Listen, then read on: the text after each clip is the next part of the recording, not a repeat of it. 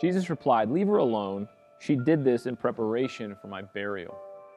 Jesus was pretty open about the fact that he was going to die. But no matter how or how often he talked about it, nobody close to him seemed to want to accept it. That is, except Mary.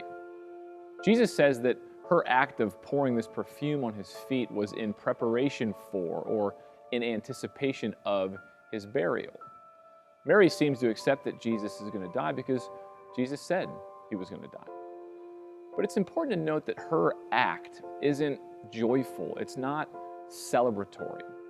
This is like a preemptive embalming. It's an act of mourning. I'm guessing if you asked 10 Christians to play word association with the cross, all 10 of them would say things like forgiveness, love, mercy, thankful. And while all of those things are ultimately appropriate, they're ultimately true, as the story goes, they're not primarily true. Jesus said that whenever we tell the story of his death, that what Mary did would be remembered.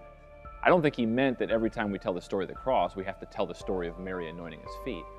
I think he meant that if we're telling the story of the cross properly, that Mary's posture would be represented in our telling.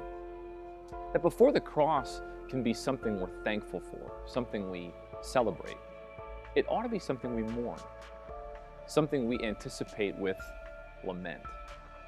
We acknowledge it as something that did happen and on some level, something that needed to happen. But I think to understand the cross properly, first, we have to view it as something that shouldn't have happened.